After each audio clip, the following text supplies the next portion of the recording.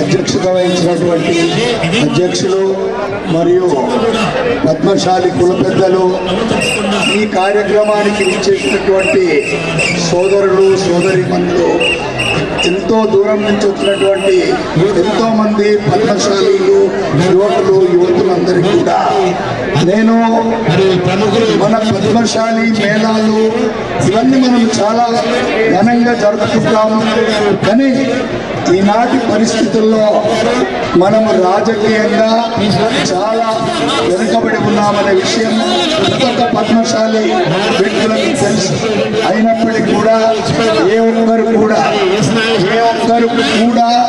ఆ దిశలో ప్రయాణం చేయడం లేదు. మనము పద్మశాలి కులంలో ఎన్నో సంఘాలని ఒక్కొక్క దగ్గర తెలంగాణ పద్మశాలి సంఘాలు 2 ఉంటాయి. మిగతా దగ్గర ప్రతి ఊర్లో ఒక్కొక్క ఊర్లో 2 సంఘాలు ఉంటాయి.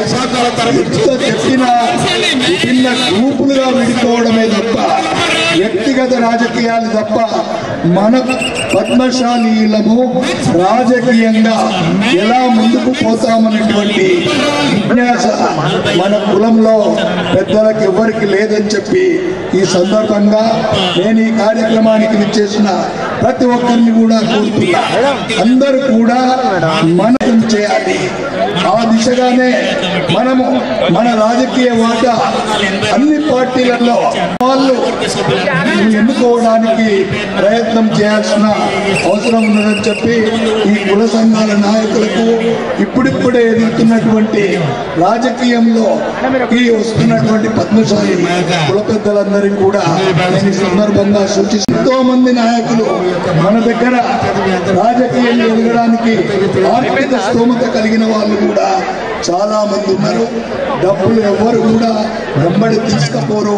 దయచేసి ఆర్థికంగా స్తోమత ఉన్న వాళ్ళు కూడా పద్మశాలి కులస్తులకు ఏదో ఒక మేలు చేయాలి, ఏదో రకంగా మన వాళ్ళను రాజకీయంగా అభివృద్ధి చేయాలి, రాజకీయంలో మన వాళ్ళు మనకు సేవ చేసే విధంగా మన యొక్క రాష్ట్రంలో మనకు ఎంతమంది ఎమ్మెల్యేలు ఉండాలి, మన రాజకీయ వాటా ఏంది అనే విధంగా ఆలోచించాల్సినటువంటి అవసరం ప్రతి ఒక్క పద్మశాలికి ఉంది.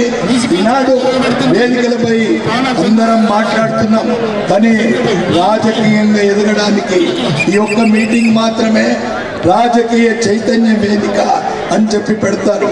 అయితే రాజకీయంగా మనం ఎదగడానికి ఏం ప్రయత్నం చేస్తున్నాం, ఏంటిది? ప్రతి ఒక్క నాయకుడు పద్మశాలి కులంలో ఉన్న ప్రతి నాయకుడు వేదిక మీద మాటలు చెప్పి వెళ్ళిపోతున్నారు. కానీ క్రియాశీలకంగా మనం ఏం చేస్తున్నాం, ఏమి చేస్తే మన వాళ్ళు రాజకీయంగా మనకు కావలసిన వాటాను పొందగలుగుతామనే విషయాన్ని ప్రతి ఒక్కరూ ఆలోచించాలి. ముఖ్యంగా పద్మశాలి